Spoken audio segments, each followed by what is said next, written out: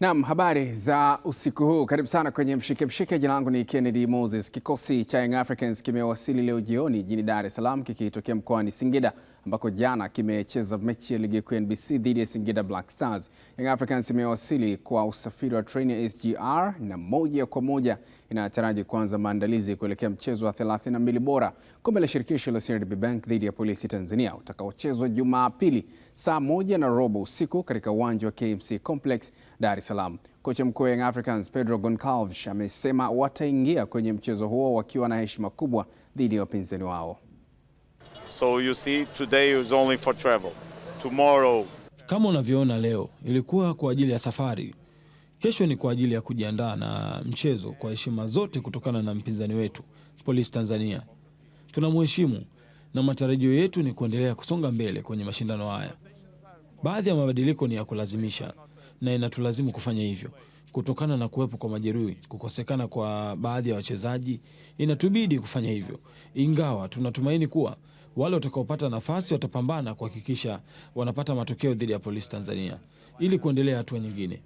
Kwa mashabiki, tunashukuru namna walivyoweza kutunga mkono kwenye mchezo uliopita dhidi ya Singida. Nina imani hata kwenye mchezo huu wataendelea kutushika mkono, na hii inaonyesha dhahiri kuwa wao ni wachezaji wa 12. So yes, they are really the 12 players. Wakati huo inaendelea, kikosi cha Polisi Tanzania chenye kinaendelea na mazoezi makali kwa ajili ya kuikabili Young Africans kwenye mchezo wa hatua ya 32 bora kombe la shirikisho la CRDB Bank unaotarajiwa kuchezwa Jumapili hii. Afisa habari na mawasiliano wa kikosi hicho Inspector Frank Lukwaro amesema mchezo huo wanaupa umuhimu mkubwa na ujasiri walionao utakuwa ngao kubwa ya kufanya vizuri. Tanzania anaendelea vizuri na kama alivyosema hapo awali, tumefika Dar es Salaam muda mrefu kidogo kwa ajili ya kuzoea hali ya hewa kwa ajili ya kujiandaa na mchezo huu dhidi ya Yanga. Ni mchezo ambao sisi tuna uchukulia kwa umuhimu mkubwa kwa sababu tunacheza na timu ambayo ina uzoefu mkubwa katika mashindano haya, lakini pia na katika mpira wa Tanzania. Kwa hiyo kikubwa tu ni kuhakikisha kabisa kwamba hatutii aibu kwa sababu sisi ni jasiri, tumefundishwa kuwa jasiri. Kwa hiyo tunapoingia katika mchezo huu tunaamini kabisa kwamba ujasiri wetu ndio utakaotubeba, lakini pia na maandalizi ambayo tunaendelea kuyafanya chini ya mwalimu Bwana Makata. Kwa hiyo kikubwa tu maandalizi yanakwenda vizuri. Ni mchezo ambao utakuwa mgumu kwa kiasi chake, lakini mechi ya Yanga na Polisi siku zote ukiangalia katika historia haijawahi kuwa nyepesi. Kwa hiyo wasitarajie kwamba watapata mchekea watakapokutana na sisi. Tumejiandaa na tunaamini kabisa kwamba tutawapa mpira mzuri mashabiki ambao watahudhuria mchezo huu. Kikubwa tu waje kwa wingi. Sisi tuna mashabiki kila mkoa. Kwa hiyo hata Dar es Salaam sisi ni wenyeji na tuna mashabiki wengi. Kwa hiyo waje kwa wingi siku ya Jumapili kwa ajili ya kushuhudia burudani ambayo tutaitoa. Nao mashabiki wa Simba hawana wasiwasi kuelekea mchezo wao wa kesho dhidi ya B19 FC wakiamini kuwa timu yao itaibuka na ushindi na kutinga hatua ya 16 bora kombe la shirikisho la CRDB Bank. Mechi ngumu, mechi nzuri, lakini sisi kama Simba Sports Club ni timu kubwa, tunatarajia ushindi. Matumaini yetu ni kushinda mechi hiyo na tuna uhakika tutashinda Jumapili. Kitu muhimu ni mashabiki wapenzi na wanachama wa Simba kuiunga mkono timu yao kwa sababu kwanza timu imebadilika. Tumeona ilivyocheza Zanzibar na mechi za nyuma zilizopita, ingawa kuna wakati matokeo hayakuwa mazuri sana, lakini wachezaji walioingia wapya ni wachezaji wazuri, wameclick mapema sana. Kwa hiyo timu iko vizuri na iko juu. Mchezo wa Jumapili ni mchezo muhimu. Kwanza ni mchezo wa mtoano. Unapofungwa ina maana umetoka. Na katika historia yetu tushakutana na timu kama hizi katika hatua kama hizi na tulipata mkosi mbaya tukafungwa na nyingine tukatolewa moja kwa moja. Hivyo mchezo huu kama sisi wana Simba tunachukulia mchezo mkubwa sana na muhimu. Kama sisi ni wakubwa basi inabidi katika mechi kama hizi ndio sehemu sahihi za kuonesha ukubwa wetu. Itakuwa ngumu. Kwa sababu ile naye timu imefika katika hii hatua hii, maana yake haijafika kwa kupewa, imefika kwa kupambana. Mechi itakuwa ngumu. Najua watakuja kwetu kutukamia kwa sababu sisi timu kubwa. Wao watakuja ili pia wapate nafasi pia wachezaji wao. Kwa hiyo sisi tumejiandaa vizuri, naamini kabisa hata benchi la ufundi wanaelewa hicho. Wamejiandaa, wachezaji wetu wapo vizuri. Performance ya timu inaridhisha kwa 80% kwenda 90%. Tofauti na mwanzo. Sasa hivi timu inakuja, wachezaji wale tuliofanya usajili, dirisha dogo la usajili tumefanya vizuri. Ni mchezo ambao tunaenda kupata matokeo mazuri, tunaenda kuchukua alama zote. magoli ya kutosha na tunasonga mbele.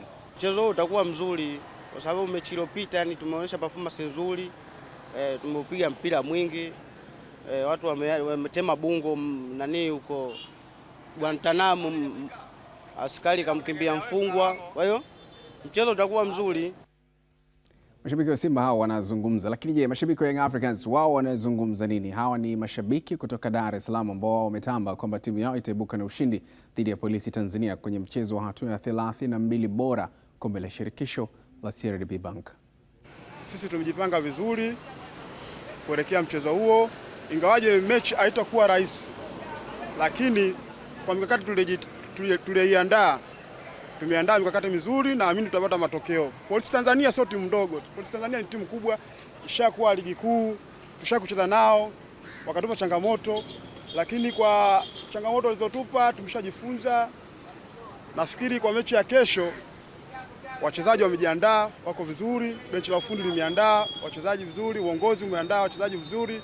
Wao naamini kwa mechi ya kesho tutapata matokeo. Kweli kutokana na hii timu ilishuka daraja, lakini kutokana na ubora wako toka zamani, ile timu iko bora zaidi. Tunajua kwamba tunaingia kwa kujipanga kwamba tunacheza na timu ambayo iko bora zaidi. Kwa hiyo lakini kutokana na sisi ubora wetu wa kikosi chetu, inategemea tutapata pointi 3. Inategemea na performance ya wachezaji wetu watakavyoamka na first 11 ya kocha kule kwenye mazoezi atakavyoipanga kikosi. Kwa jinsi timu yangu ilivyokuwa, tuna kikosi kipana na imani kila kitu kitaenda sawa kutokana na kocha na muamini, na kikosi chetu kilivyokuwa kikubwa, ina maana mchezaji yoyote akikaa pale analikava. Hilo ndio wazo ambalo nadhani timu itaenda kufanya vizuri na tutafanikiwa, na Polisi moja kwa moja tutaenda kuwatoa, tutaendelea hatua inayofuata. Hiyo ni mechi muhimu, mechi ya mtoano, na imani kwamba kutokana na timu yangu ninavyoona sasa mabadiliko yake ya timu, performance yake ilionyesha katika mechi ya jana ile waliocheza na nani hao, mechi nzuri na tutapata ushindi. Naam, mbali na hicho ambacho kimezungumzwa na mashabiki, tuzungumze kidogo na mchambuzi hapa ambaye atatupa uchambuzi wake kutokana na engo ya jicho la kiuchambuzi. Tumesikia mashabiki wanazungumza mengi, yes, lakini hayo ni kuelekea kwenye michezo ambayo inafuata. Kila mmoja amejinasibu kwa nafasi yake. Mashabiki wa Simba wamezungumza, mashabiki wa Yanga wamezungumza. Tumeona mechi za leo zilivyokuwa ngumu, hatua ya 32 bora kombe la shirikisho la CRDB, lakini hii ndio ratiba inayofuata. Kwa ugumu ambao unaona kwenye mechi za leo hatua ya 32 bora, kuna kamlima kameongezeka ukilinganisha na 64 bora. Kuna hizi zingine zinafuata. Simba atakuwa mzigoni dhidi ya B19. Nafikiri mechi za leo zimetoa ile picha halisi kabisa ya timu jinsi ambavyo zimejipanga kwa ajili ya haya mashindano, kwa sababu ukitazama ratiba, timu nyingi zile ambazo zilikuwa nyumbani zilifanikiwa kupata ushindi, na nafikiri zote ambazo zilikuwa nyumbani zimepata ushindi, ambazo ni zile za ligi kuu. Kwa hiyo hizi zinaenda kuongeza ugumu kwenye ile hatua inayofuata, hatua ya 16 bora. Kwa hiyo kikubwa hapa ni kila timu jinsi ya kujipanga. Tazama Simba hachezi na timu ndogo, ni timu ndogo kwa sababu ya daraja ambalo Simba yupo, lakini timu ambayo inacheza championship, pamoja na kwamba kule haipati matokeo mazuri, ilishavuka kutoka hatua moja kwenda hatua nyingine, ni timu kubwa ambayo inaweza ikawasumbua, ingawa kwenye daraja la Simba na wenyewe walivyo ni madaraja mawili tofauti, ingawa surprise mara nyingi kwenye mashindano kama haya huwa inatokea, kwa sababu mwalimu naye atakuwa anaitazama ratiba yake, atakuwa anaamua kutumia baadhi ya wachezaji ambao walikuwa mara nyingi hawatumiki. Kwa hiyo ni kitu ambacho kinaweza kutokea kwa shabiki ambao anataka kwenda kutazama mechi. Nafikiri ni mechi nzuri ya kwenda kuangalia. Najaribu kumtazama mnyama Simba, anakamuda kidogo hapa, hajacheza mechi yoyote, anakwenda kukutana na B19 ambao pia na wao wanakamuda kujiandaa. Kuna mechi ngumu watampa kwa namna ambavyo unawafahamu na kwa uzoefu wako? Kuna faida na hasara ya kukaa muda mrefu bila kucheza mechi. Mnyama amecheza dabi ambao ni mechi ambayo alitumia nguvu kubwa sana tarehe 1 mwezi huu. Kwa hiyo ana siku kama 6 hivi au 7 ambazo hajacheza mechi mpaka anakuja kucheza hii mechi. Inaweza ikampa urahisi kwenye hiyo mechi, lakini wakati mwingine inaweza ikampa ugumu, kwa sababu wakati mwingine ukikaa muda mrefu bila kucheza kuna kitu kinapotea kwenye timu. Naamini hapa katikati walifanya mazoezi mazuri kuelekea kwenye mchezo huu. Lakini kama walipata nafasi, labda walicheza mechi moja ya kirafiki ambayo ni ya ndani kwenye kipindi ambacho waliingia kambini. Kwa hiyo wanawezekana wakawa wamejipanga vizuri. Kwa hawa B19 wenyewe nafikiri ni jana au juzi nilisikia walicheza mechi moja ya kirafiki. Kwa hiyo nao itakuwa walijipanga vizuri, na mwalimu wao ameshazungumza akasema ya kwamba wanaenda kucheza na Simba, wanajua ni timu kubwa wanaenda kucheza nayo, watajizatiti zaidi kwenye sehemu ya ulinzi, lakini wanaamini ya kwamba wanaweza wakapata kitu kwenye huu mchezo. Kwa hiyo haupati shaka ukishamsikia mwalimu amesema hivyo, ina maana anawaamini wao vijana wake.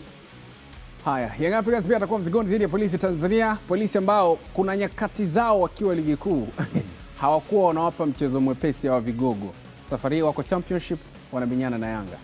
Nayo ni mechi ngumu, sababu timu za championship ukiangalia ile ligi yao jinsi ilivyo sasa hivi, kule hakuna timu dhaifu. Kila timu inaonyesha uwezo wake, kila timu inapambana kuhakikisha kwamba inapata ushindi. Historia uzuri ni kwamba kwenye hizi timu ni timu ambazo zimekutana hivi karibuni. Lakini mwaka 2024 zilikutana, Yanga alishinda goli 5. Lakini hapo kwenye kipindi tulichopita hapa katikati kuna mambo mengi yamefanyika. Yanga wamejipanga zaidi, Polisi nao wamejipanga vizuri zaidi. Kwa hiyo ni mechi ambayo inakuja kuleta ushindani. Polisi wanatoa ushindani mzuri zaidi kule kwenye championship. Kwa hiyo ina maana wakija kwenye ligi kuu kuna kitu kikubwa zaidi wanaweza wakakileta watakapokutana na Yanga, kwa sababu watataka kuonesha ule ubora wao wanao kule. Sijaisikia timu ambayo inasema ya kwamba inaenda kwenye mashindano kwa ajili ya kujipanga kwa ajili ya ligi ya championship au ligi kuu. Kila mmoja imekuja ikiamini ya kwamba ina nafasi ya kuvuka kwenda mbele. Kwa nini? Kutoka nafasi ile ya 62 bora mpaka kuja kufika 32 bora, 16 bora, ina maana kuna kitu mtu anakiona ya kwamba sasa hivi anaweza kuvuka kuja 16 bora alafu akaenda 8 bora. Kwa hiyo naamini ni mechi ambazo zitakuwa bora sana kwenye weekend hii hapa. Kiacha hiyo, Azam FC atakuwa mzigoni dhidi ya Mbeya Kwanza na ana kumbukumbu mbaya dhidi ya Mbeya City msimu uliopita kwenye hatua kama hizi. Azam na Yanga saa nyingine unaweza ukawa unawatazama tofauti, kwa sababu Azam, kumbuka, amecheza mechi nafikiri ni jana, si ndio?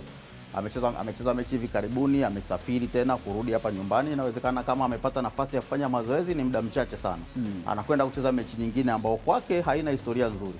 Kumbuka kwenye mashindano yaliyopita ya nyuma Azam walitolewa na Mbeya City ambao walikuwa hawapo ligi kuu kwenye kipindi hicho. Kwa hiyo watahitaji kuonesha uwezo wao ili wasije wakarudia ile record ya kule nyuma.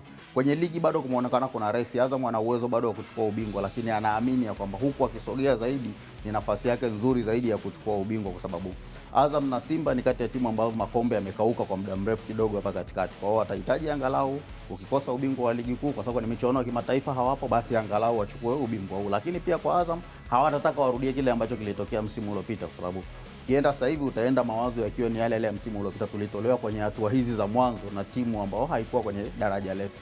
Kwa nafikiri mwalimu ataenda, pamoja na kwamba anaweza akafanya rotation kwenye kikosi, lakini itakuwa ni rotation ya kuhakikisha kwamba timu yake inapata ushindi kwenye mchezo huo.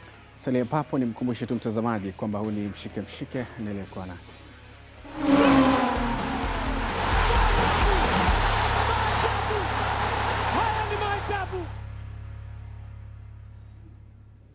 Asante kwa kuendelea kwa nasi. Tuendelee kutazama yale ambayo tunayo kwenye mshike mshike hii leo, na mbali na hayo ambayo tumeyatazama, CRB Federation Cup hatua ya 16 bora, mambo yatakuwa hivi. Mshindi kati ya Young Africans na Polisi Tanzania atakutana na mshindi kati ya Tanzania Prisons na TMA Stars, lakini pia Simba dhidi ya B19 atakutana na mshindi kati ya Dodoma Jiji na African Sports. Mshindi kati ya Azam na Mbeya City atakutana na Fountain Gate au Gunners FC, na JKT wao wameshafuzu kutinga kwenye hatua inayofuata, pamoja na TRA wao wameshafuzu kwenda kwenye hatua inayofuata. Lakini wengine ni Singida Black Stars hapo dhidi ya Songea, atakutana na mshindi kati ya Mbeya City dhidi ya Bandari FC. JKT Tanzania dhidi ya Hausung ambaye ameshafuzu, ataangalia huko kati ya Mtibwa Sugar na Mbuni nani anakutana naye. Coastal dhidi ya Stand United, yeye atamenyana na Pamba au Transcam mmoja wapo hapo. Lakini pia Geita Gold dhidi ya Nyika, wao watakutana na mshindi kati ya Mashujaa dhidi ya Ken Gold. Namungo dhidi ya Kagera Sugar, pana mechi dume hapo atakutana na mshindi kati ya TRA ambaye ameshafuzu dhidi ya Kijiwe Nongo. Sasa kwa sababu TRA ameshafuzu, anasubiri mshindi mmoja upande wa pili. Kwa trend inavyoenda hivi, nini unakiona? Yaani unakuja kukutana na mechi ambazo ni ngumu sana kwenye hatua inayofuata. Sababu mfano angalia hapo, Simba akipita anaenda kukutana na Dodoma. Nafikiri historia imekuonesha hivi karibuni kile ambacho kilitokea kwenye mechi yao ya ligi. Lakini pia angalia pale chini kwenye TRA ambao ameshafuzu, anakuja kukutana na Aiza na Mungo au Kagera Sugar. Mechi zao za ligi umeziona jinsi ambavyo wamekuwa na mvutano mkubwa. Na kwa timu ambayo mimi naiona pia, usisidhani kama kuna yote atakuwa anatamani kukutana na Kagera. Kagera nimeona kama vile kwenye timu ambazo zinatoka championship ni timu ambazo zina performance bora zaidi kwenye mashindano kwa sasa hivi. Kwa hiyo hapo hata kama akimkosa Kagera atakutana na Mungu ambao naye kwenye ligi umemwona anapambana, yuko nafasi ya kwenye 5 bora, anawania ubingwa wa msimu huu. Nafikiri mara yake ya kwanza anaonyesha upinzani mkubwa ukiacha kipindi kile ambacho alifuzu kwenye michuano ya kimataifa. Lakini pia kuna mechi hapo ya Azam na Fountain Gate au Ghana FC. Fountain Gate unaona unaweza kuwapa nafasi kubwa zaidi ya kuvuka hapo, ambao anakuja kukutana tena na Azam. Ni timu za ligi kuu zinakutana. Kumbuka pia ambacho kilishatokea kwenye ligi kwa msimu huu. Labda Mbeya Kwanza anaweza akamdindia Azam kesho kutwa, au tuendelee kuwa na akiba ya maneno tusubiri. Yote yanawezekana. Ndio maana nikasema endapo akivuka anakutana na Fountain Gate ambao pia amemzuia kwenye ligi msimu huu. Kwa hiyo ni mechi nyingine ambazo ni tafu zaidi ambazo zinakuja kwenye hatua inayofuata. Haya, ukijaribu kuangalia kwa mfululizo ulivyo kwenye hatua ya 16 bora, patakopa na shughuli kweli kweli, kwa sababu kila mmoja anapambana kwa nafasi yake. Kushukuru sana, tutapata saa mwingine kujadili mengi zaidi. Philip Nkini, mchambuzi wa masuala ya soka. Lakini wakati Philip Nkini naachana naye hapa, tuangalie kabisa kile ambacho umetujibu kupitia swali ambalo tumekuuliza kwenye ukurasa wetu wa Instagram. Tumekuuliza hivi: CRDB Federation Cup, Simba dhidi ya B19, Young African dhidi ya Polisi Tanzania, Azam FC dhidi ya Mbeya Kwanza, unadhani itakuwa michezo ya namna gani?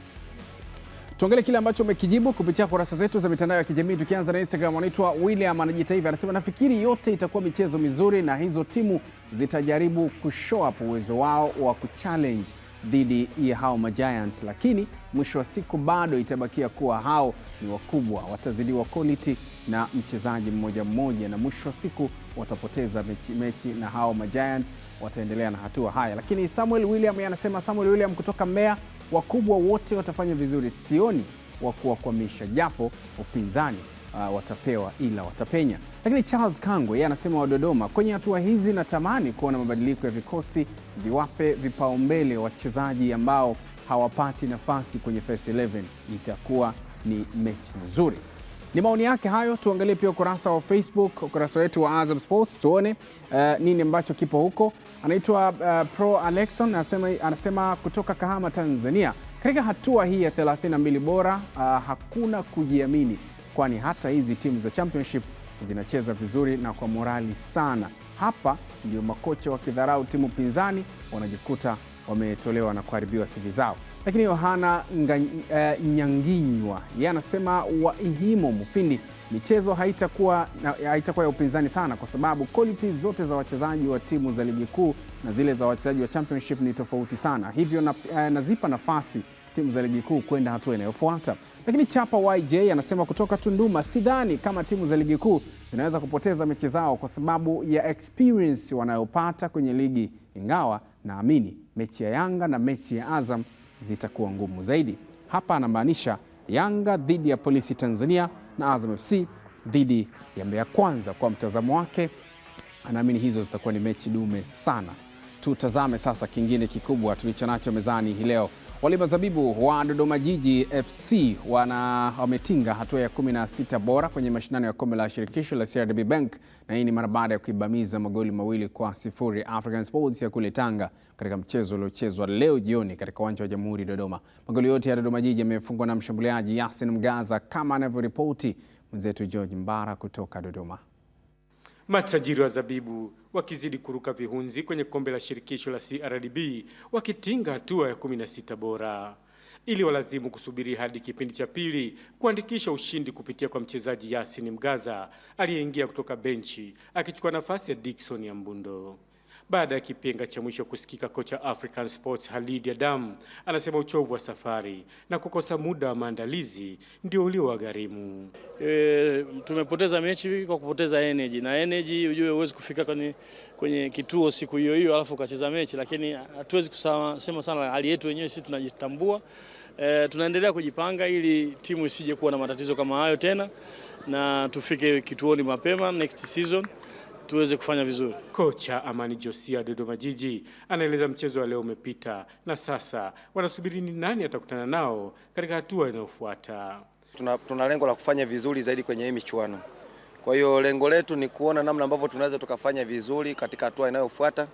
Ikiwezekana basi kuwa champion, lakini inategemea sasa tutakavyoona, kwa sababu draw itakuja tena, tutaangalia tuko na opponent gani. Lakini nadhani kwa msimu kama ulivyo tunapaswa kufanya vizuri kwenye michuano ya ligi na michuano kama hii ya CRDB Confederation Cup. Ni kitu ambacho nafikiri ni target ya kila moja, kwamba tunapokuwa tuko uwanjani, jina la mchezo tushinde. Kuna standard ambayo tunapaswa kuweka kwamba at least na ile winning mentality ikae kwenye timu pasipo kupuuza mechi yoyote ile. Nyota wa mchezo Yasin Mgaza ambaye mpaka sasa ana magoli 5 kwenye michuano hiyo anaeleza furaha alionayo kwa kuivusha timu yake. Anajisikia vizuri kwa sababu mimi ni mshambuliaji, ninapofunga inaniongezea confidence zaidi. Na mmoja kati ya malengo yangu ni kujenga katika kuania ufungaji bora katika michuano hii ya FA. Kwa hiyo nitazidi kupambana katika mechi zinazofuata niweze kufunga zaidi. George Mbara, Azam Sports, Dodoma. Wakati hayo yanaendelea, timu ya JKT Tanzania imefuzu hatua ya 16 bora kombe la shirikisho la CRDB Bank, na hii ni mara baada ya kuibuka na ushindi wa magoli 2-0 dhidi ya Housing FC ya kule Njombe kwenye mchezo wa hatua ya 32 bora uliochezwa leo jioni katika uwanja wa Meja Jenerali Samuel. Baada ya mchezo huo, makocha wa timu zote mbili wamezungumza nasi. Kwanza nimpongeze mwalimu na timu, yuko na vijana wazuri, wako na talent na wako comfortable na mpira. Wako comfortable sana na mpira. Ni moment chache sana likitokea walikuwa wakipiga mpira, lakini walikuwa kwenye momentum nzuri ya ku keep the ball ni kitu ambacho ni kizuri sana. Na sisi tuna style hiyo pia. Kwa hiyo unaona jinsi gani ambavyo imekuwa sio rahisi. Kwa hiyo ni timu ambayo wana vijana wengi wa upcoming, naamini siku zinavyozidi kwenda kama watakuwa hivi, naamini watakuja kufanya vizuri zaidi. Shukuru sana Mwenyezi Mungu kwa sababu tumemaliza dakika 90, hakuna injury, na washukuru wachezaji, maelekezo yangu niliyokuwa nimewapa wamefanya vizuri na tumeenda kufanya performance nzuri. Ni makosa madogo tu kipindi cha kwanza, first ya kwanza, makosa madogo ndio yalitugharimu. Lakini kama nilivyokuwa nimesema mwanzoni, tutacheza kwa kuwaheshimu kwa sababu JKT ni timu kubwa, vile vile na mwalimu mkubwa na wachezaji wakubwa. Nadhani wachezaji walinielewa. Kwa hiyo nadhani namshukuru Mungu tumemaliza mpira, lakini panapopatikana wawili lazima patikane mshindi. Nao wagosi wa kaya Coastal Union wamewahamasisha wapenzi na mashabiki wa timu hiyo kutoka wilaya mbalimbali za mkoa wa Tanga kujitokeza kwa wingi katika dimba la CCM Mkwakwani kushuhudia mchezo wa kombe la shirikisho la CRDB Bank dhidi ya Stand United utakaochezwa Jumapili katika uwanja wa Mkwakwani. Taarifa zaidi na Mariam Shedafa. Ni makao makuu ya klabu ya Coastal Union, barabara ya 11. Nimefika hapa kwa ajili ya kuzungumza na wahamasishaji wa timu hii pamoja na wapenzi wa Coastal Union kuelekea mchezo dhidi yao na Stand United. Hamasa ni sehemu ya mchezo wenyewe. Hamasa ni sehemu ya kuwatia nguvu wachezaji wetu. Kwa sisi tunakusudia vile vile kuwaonyesha wachezaji kwamba sisi tupo kama hamasa. Tulishakwenda kwa matawi yote katika kuhamasisha hili jambo. Matawi yote ambayo tunafahamu hapa Tanga ambayo ni mashabiki wa kindaki wa Coastal Union tulishafanya nao mikutano na tushakaa na wachezaji wetu, tushazungumza nao. Kwa hiyo kilichobaki sasa hivi ni kwenda kwa ajili ya mchezo wa Stand, kwa sababu tunataka tuchukue ili kombe la CRDB. Tulikuwa nafasi ya chini kabisa, lakini sasa hivi tumepanda mpaka 12 sihaba, na hili kombe pia hili tunalihitaji na tuliwahi kushiriki katika kombe hili. Kwa hiyo tukashika nafasi ya 4 mwaka juzi, nafikiri itakuwa hiyo. Stand wajipange kwanza, wakija waje na udhu wao. Sisi tumeshafunga kabla tujaingia uwanjani. Ushindi tu hapa kwetu. Kwa hiyo wakija waje na adabu, wajue kwamba Coastal ni timu kubwa. Tunacheza dhidi ya Stand United. Hawa Stand ni watu wa championship. Sisi tuko Premier League. Tunataka tuwaonyeshe hawa tofauti ya viwango kuu na championship. Kwa watakuja kukutana flavor za Premier League. Mpira mwingi, kelele nyingi za mashabiki, hamasa itakuwa kubwa, majukwaa yajae pale kwa jukwaa la Coast pale kwa ngoma pale. Dakika 90 ndo zitakazoamua nani atinge hatua ya 16 bora ya mashindano haya ya CRDB Federation Cup. Kutoka hapa makao makuu ya klabu ya Coastal Union, Mariam Shedafa, Azam Sports. Kutoka Tanga tugeukie Mbeya sasa, ambapo timu ya Mbeya Kwanza FC yenyewe imejinasibu kufanya maandalizi kabambe kuelekea kuivaa Azam FC kwenye mchezo wa hatua ya 32 bora kombe la shirikisho la CRDB Bank utakaochezwa Jumapili saa 3 usiku katika uwanja wa Azam Complex Chamazi, Dar es Salaam. Technical staff ya team, maana ya watu wa ufundi wa team wameiandaa timu vizuri kwa sababu wanajua tunaenda kucheza na timu gani. Kwa sina shaka kwamba itatoa upinzani mkali kwa Azam, na Azam asitarajie kupata mteremko, na akishangaa anaweza akashangazwa pia. kwa sababu tunaamini tuna timu bora, tuna vijana wazuri ambao wanaweza kufanya chochote ndani ya dakika 90 na timu yote Tanzania, sio Azam tu, yoyote Tanzania wanaweza kufanya chochote na timu yote Tanzania. Kwa hiyo ninaamini utakuwa ni mchezo mzuri, mchezo wenye ushindani mkubwa, na dakika 90 zitaamua nani anaweza kusonga kwenda hatua inayofuata ya 16 bora. Kwa hiyo tunajiamini kwa sababu kwanza tunao wachezaji wazuri wenye uwezo mkubwa wa kushindana na timu yoyote. Hatukuandaa Mbeya Kwanza kucheza na Azam. Tuliandaa Mbeya Kwanza kucheza na timu yoyote Tanzania na hata nje ya mipaka ya Tanzania. Kwa sababu kama unavyojua kwenye mashindano kama haya ya Confederation Cup, ukiqualify unakwenda kucheza kombe la shirikisho barani Afrika ambapo unakutana na vilabu vingine vikubwa. Kwa hiyo sisi tuliandaa timu kucheza mashindano yoyote. Kwa hiyo tuko tayari kucheza na timu yote Tanzania, na kama nilivyosema hapo awali, Azam ategemea ushindani mkali kutoka Mbeya Kwanza Football Club. Naam, mbali na hilo tugeukie Pamba Jiji sasa. Kuelekea mchezo wa kombe la shirikisho la CRDB kwenye dimba la CCM Kirumba Jumamosi hii, Pamba Jiji FC imesema imejidhatiti kukabiliana na wapinzani wao Transit Camp kwenye mchezo huo ili kutinga hatua ya 16 bora kunako kombe la shirikisho la CRDB Bank. Kimsingi tunamshukuru Mwenyezi Mungu, maandalizi yamekamilika na tuko tayari kwa ajili ya mchezo wa kesho dhidi ya Transcamp. Tunafahamu mchezo hautakuwa mwepesi, na hii ni kutokana na ubora wa Transcamp. Ni miongoni mwa timu nzuri, hata ukiangalia pale kwenye table kwenye ligi daraja la kwanza wanaonyesha wana timu nzuri, lakini pia wana mpango kazi wao wa kucheza. Ni timu ambayo inatumia power play, kwa hiyo mwalimu pia ameona. Kwa hiyo kwenye mpango kazi wa maandalizi kuelekea kwenye mchezo aliconsider hivyo vitu vya msingi kwamba walipo kwenye msimamo lakini eneo ya uchezaji. Kwa hiyo niwaambie mashabiki na wapenzi wa klabu ya Pamba Jiji, huu mchezo tumeuchukulia kwa userious mkubwa, hatuwachukulii poa Transcamp hata kidogo. Ni timu nzuri na hata msimamo unasema hivyo. Kwa hiyo kuna wachezaji ambao hawatohusika kwenye mchezo wa kesho, na hii ni taarifa ambayo nimepewa na Daktari Frankie Grayson kutokana na sababu za kiafya. Justini Omari Bilali bado sio mchezaji ambaye atapatikana kwenye mchezo wa kesho, lakini pia Brian Shianda ambaye alipata majeraha kwenye mchezo ulio wa Mtibwa Sugar naye bado hajarejea mazoezini.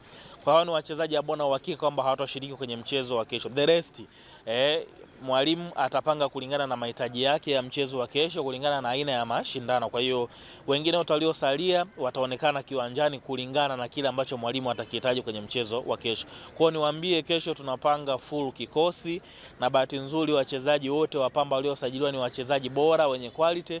Kwa hiyo yote ambaye atapewa nafasi kucheza mchezo wa kesho, naamini atacheza kwa ajili ya kuipambania nembo ya klabu ya Pamba Jiji. Haitakuwa rahisi hata kidogo, lakini tunaamini kwa ukubwa wa kikosi chetu, quality players ambao tuko nao, ubora wa Francis Baraza as a head coach, tunaamini tutafanya vizuri kwenye mchezo wa kesho dhidi ya Transcamp. Tumekamilisha hivyo nusu saa ya kwanza ya mshike hii leo, lakini tuna nusu saa nyingine ya pili ambayo tutakuja kukujuza yale ambayo tunayo mezani kuelekea kukamilisha lisali moja la mshike. Lakini miongoni mwa yale ambayo tutakuja kukujuza kwenye nusu saa ya pili ya mshike hii leo ni pamoja na haya: maandalizi kuelekea fainali za AFCON 2027 yazidi kushika kasi nchini, na Harambee Starlets yarejea Nairobi wakitokea Ivory Coast baada ya AFCON kuahirishwa. Mshike, endelea kuwa nasi, usiondoke.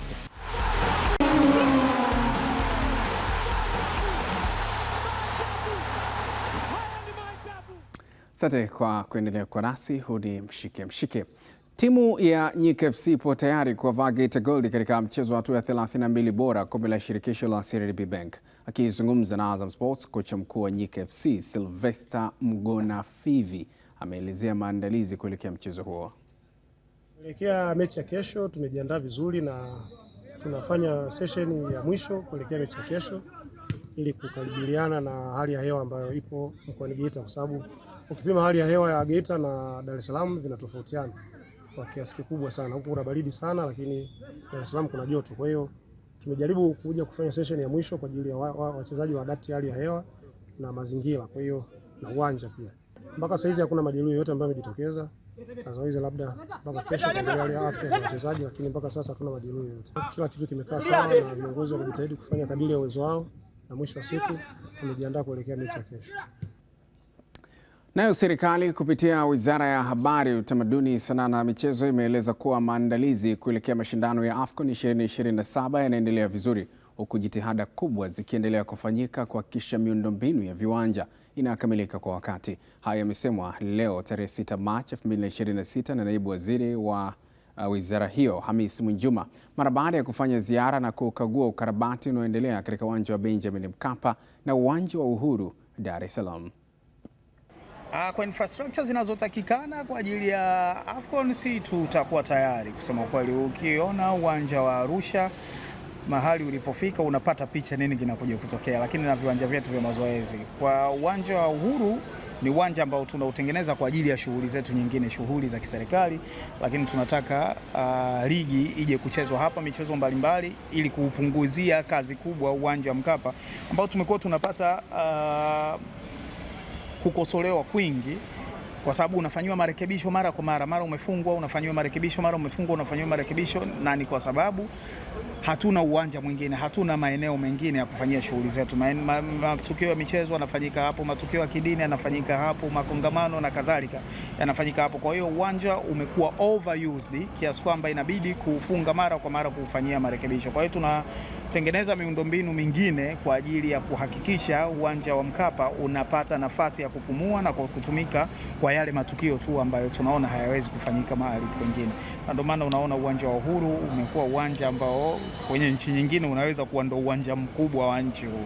Na kitu unachokiona kimefanywa na expert, wataalam kwa ajili ya shughuli hiyo. Tumeajiri watu bora kabisa, tumecontract watu bora kabisa kwa ajili ya kufanya shughuli hiyo, na tumeona michoro, wametufanyia presentation zao, wametuonyesha kazi ambazo wameshawahi kuzifanya, ambazo kazi yetu inakwenda kulingana ama kuwa zaidi ya hizo, na ni kuhakikishia kwamba hakuna kitu ambacho kitakuwa chini ya kiwango hapa.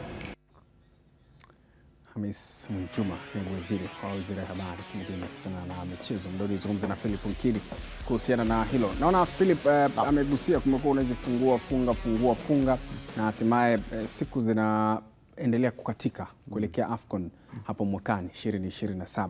Hatua hizi za kuendelea kufuatilia na kufanya ziara mara kwa mara kwenye project ama miradi tofauti inayohusiana na AFCON ni kwa namna gani na kwenda kupush utayari wa Tanzania kuelekea kombe hilo la mataifa barani Afrika? Kwanza mimi niwapongeze kuona ya kwamba kila siku kuna ufuatiliaji mpya. Wakati anazungumza, nafikiri ni leo au jana, niliona picha ya uwanja ule wa Arusha kwenye peji ya waziri mwenyewe. Kwa hiyo inaonyesha kwamba kuna maendeleo makubwa sana yanakuja hapo mbele. Amezungumza vizuri kuhusiana na uwanja wa Mkapa. Ni kweli kumekuwa na maswali mengi ya kwamba leo unafungwa, kesho unafunguliwa, lakini nafikiri ameshatoa majibu yote. Ni kwa sababu tayari sisi tulikuwa tuna uwanja mmoja tu ambao ni mkubwa, ambao unaweza kuchukua mashabiki wengi au unaweza kuchukua watu wengi kwenye tukio moja. Kwa hiyo nafikiri hichi ambacho kinafanyika sasa hivi, kujengwa uwanja mwingine Arusha, tumeona uwanja wa Amani umekuwa na msaada mkubwa kwenye kipindi hichi hapa, vitajengwa na viwanja vingine kama hichi ambacho kinajengwa Dodoma. Nafikiri ndio kitu kikubwa zaidi cha kutufikisha sisi kwenye yale maendeleo sahihi kabisa ya michezo. Lakini ukizungumzia kuhusiana na AFCON, mimi naona sasa hivi kuna mabadiliko makubwa zaidi ya yale matengenezo ambayo yanafanyika miundombinu tofauti hata na wakati ambao tulikuwa tunajiandaa kwenye michuano ile ya CHAN. Kwa hiyo naona kama vile tunaelekea sehemu nzuri zaidi na tuna uwezo wa kukamilisha vile vitu vyote vinavyotakiwa kwa wakati husika. Najaribu kuangalia taifa iko hapa kwa maana Benjamin Mkapa, kuna Uhuru pia na yenyewe inafanywa maboresho. Hii itakwenda kuongeza kasi na umuhimu kwa kiasi gani? Uwanja wa Uhuru, mnakumbuka sisi ndio uwanja ambao tulikuwa tunautumia kabla ya uwanja wa Mkapa. Kwa hiyo ni uwanja mzuri, ni uwanja ambao kuna mazingira mazuri, kama vile ambavyo unafika kwenye uwanja wa Mkapa pia ndio ukaribu wake ule. Lakini katikati nafikiri msimu uliopita Simba walianza wakiwa ndio uwanja wao wa nyumbani, lakini ukawa haupo kwenye mazingira mazuri sana. Umefungwa, unafanyiwa marekebisho. Amejibu vizuri ya kwamba pamoja na kwamba unafanyiwa marekebisho, lakini una shughuli zingine za kiserikali, ambacho ni kitu sahihi. Lakini utatumika pia kwenye mechi za ligi. Nafikiri ni sehemu sasa ya kuonesha ya kwamba tunahitaji kuupumzisha pia uwanja wa Mkapa. Mimi ningekwambia sasa hivi ule ungesimama kabisa, usingetumika mpaka tufike kwenye AFCON, ili baadaye hapa katikati kusije kukawa kuna vitu vingi zaidi ambavyo vinaweza vikatokea. Tukatumia uwanja wa Uhuru. Dar es Salaam sasa hivi kuna viwanja vingi, kuna uwanja wa Azam Complex, kuna uwanja wa KMC, na pia kuna Meja Samuel. Dar es Salaam ndio sehemu pekee ambayo ukitaka kucheza mechi usiku utacheza mechi 4 kwa wakati mmoja. Wakati unasema hivyo nikawa nawaza kichwani, dabi hizi vipi? Kuna Dar es Salaam dabi kesho kutwa. Kinachotusaidia sisi sasa hivi ni kwamba nafikiri tumeiona dabi iliyochezwa uwanja wa Amani. Mwanzo tulikuwa tunazungumzia kuhusiana na dabi, tulikuwa tunazungumzia kuhusiana na ule ukubwa wa mashabiki ambao wanaingia uwanjani. Lakini tukumbuke dabi pia ilishachezwa kwenye viwanja vingine ambavyo havina ukubwa ule kama ulivyo uwanja wa Mkapa. Kama kuna uwezekano wa dabi pia kuchezwa tena Amani, au kuna uwanja mwingine hata Chamazi, dabi inaweza ikachezwa tu pale. Au kama kuna sehemu nyingine ambayo itaonekana ni bora zaidi, unaweza kutumika pale, kwa sababu dabi hata CCM Kirumba imeshawahi kuchezwa na bado hakukuwa na malalamiko makubwa zaidi. Kwangu mimi nafikiri kwa hapa tunapoelekea kwenye maandalizi mazuri, ule tungeupumzisha sasa. Unadhani kuna haja ama kuna viwanja vingine ambavyo vinaweza vikasaidiana na New Amani Complex endapo kama uwanja huu wa Benjamin Mkapa utakwenda kwenye maboresho makubwa kwa ajili ya AFCON? Kwa sababu miongoni mwa changamoto, kwa mfano mzuri, nilikwenda kushuhudia moja kati ya mechi za dabi ya juzi Zanzibar.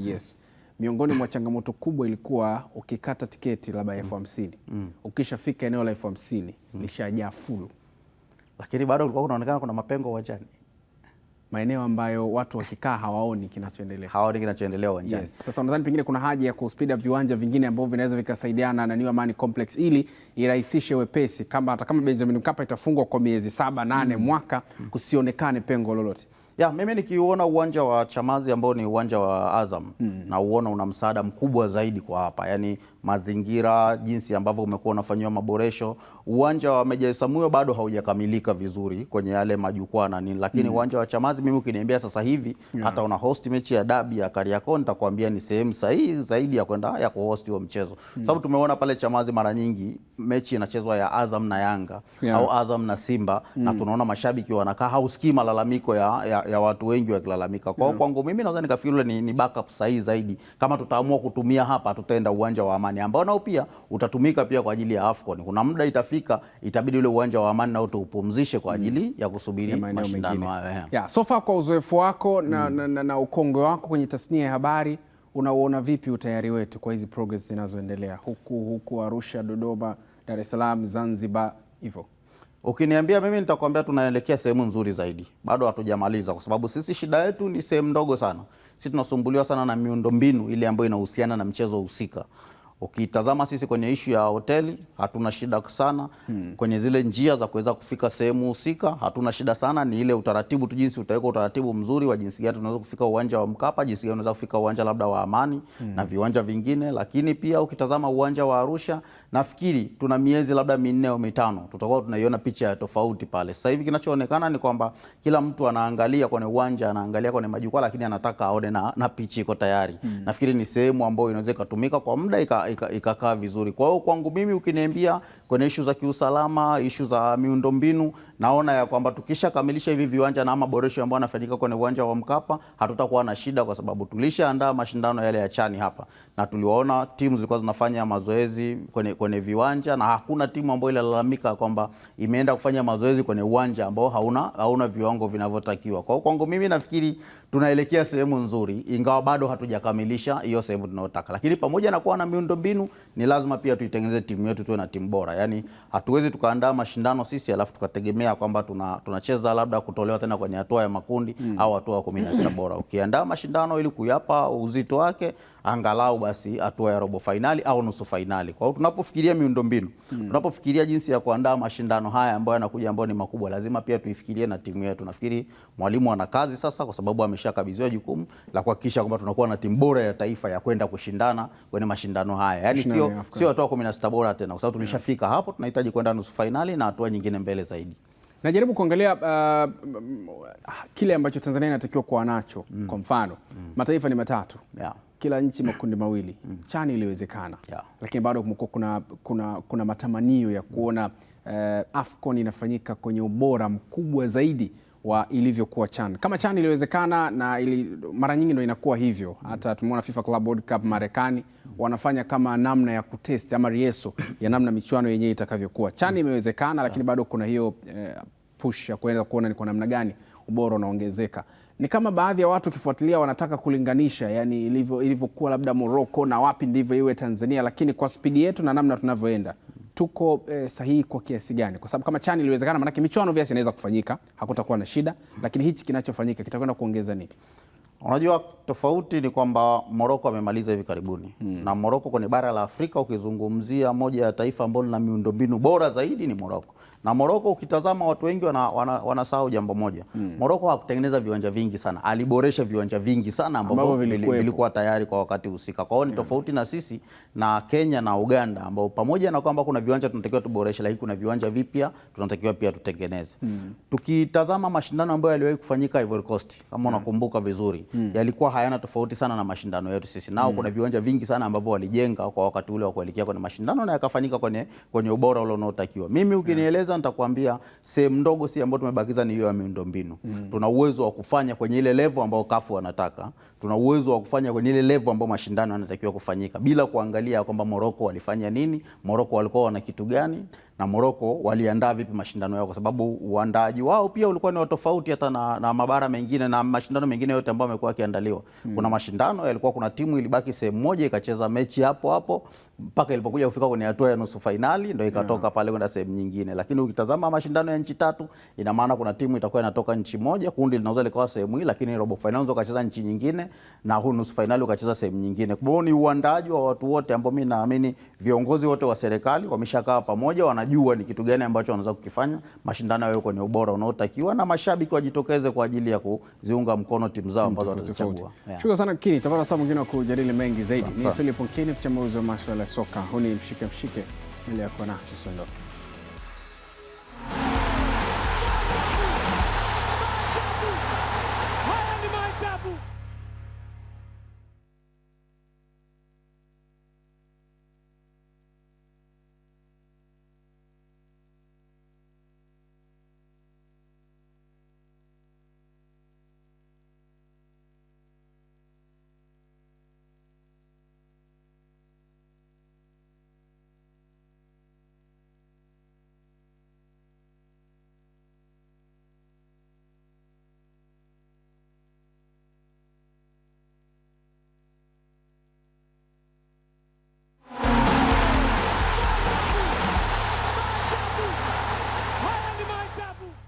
Asante kwa kuendelea kwa nasi. Huu ni mshike. Tugeukie vitasa sasa. Kocha Mbwana Matumla na Isa Sewe kutoka kituo cha Uhuru Sports Boxing kinachodhaminiwa na mkurugenzi wa Double M Mohamed Masasi wametoa wito kwa mabondia wa zamani wenye majina makubwa kufundisha mchezo huo wa ngumi kwa mabondia wanaochipukia.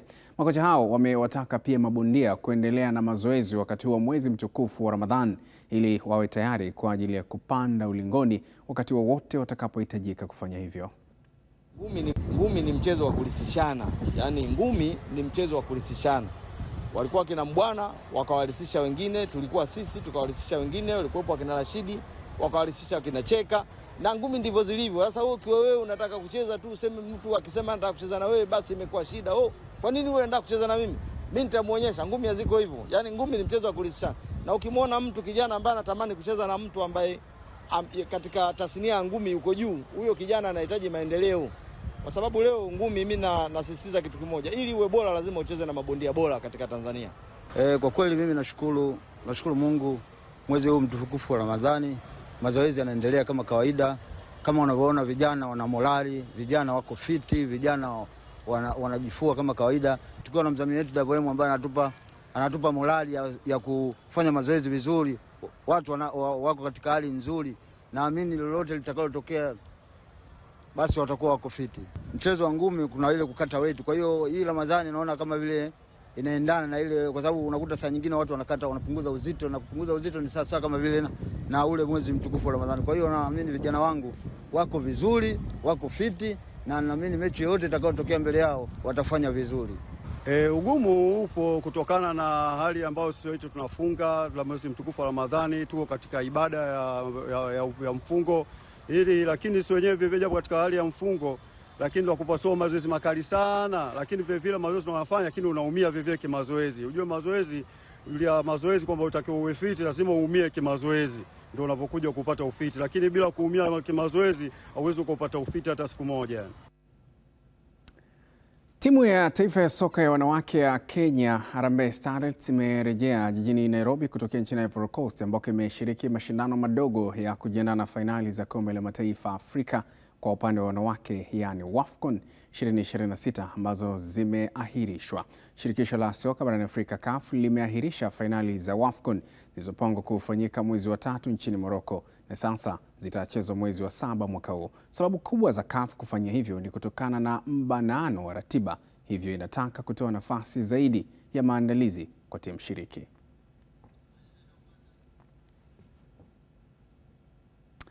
Wakati hayo yanaendelea, shirikisho la soka duniani FIFA linataraji kuwa na mabadiliko kadhaa kwenye matangazo ya moja kwa moja kwenye fainali za kombe la dunia ambayo yataruhusu kuwepo kwa matangazo katikati ya mechi wakati wa mapumziko ya dakika 3 kwa ajili ya kupoza mili. Kwa mujibu wa ripoti kutoka nchini Marekani ambako fainali hizo za kombe la dunia zitafanyika mwezi Juni, utakuwa ni mwezi wa joto kali nchini humo, hivyo FIFA wameruhusu dakika 3 za mapumziko kwenye michezo ya kombe la dunia, na hivyo wataruhusu kupitishwa kwa matangazo ya kibiashara, jambo ambalo ni kwa mara ya kwanza linafanyika kwenye fainali hizi.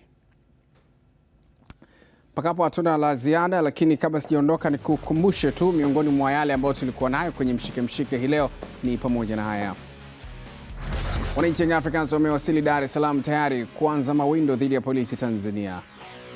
Mnyama Simba uso kwa uso na B19 FC kombe la shirikisho la CRDB Bank hapo kesho. Na timu za JKT Tanzania, Dodoma Jiji na TRA United zatinga hatua ya 16 bora kombe la shirikisho la CRDB Bank. Mwisho wa mshike hii leo. Kwa niaba ya wote ambao wamefanikisha matangazo haya, jina langu ni Kennedy Moses. Tukutane wiki ijayo kupitia mshike. Kwa niaba ya wote ambao wamefanikisha ile, akiwemo mtozi Kida Kilango, sema tu uwe na weekend njema.